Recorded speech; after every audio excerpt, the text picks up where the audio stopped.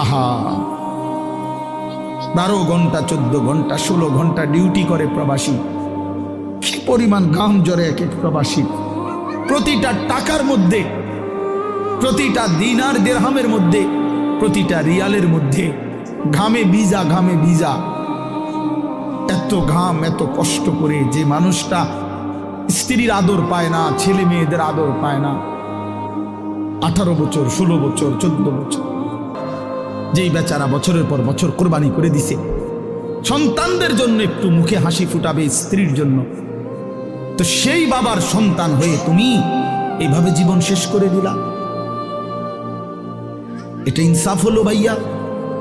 বলো বাবা, বলো।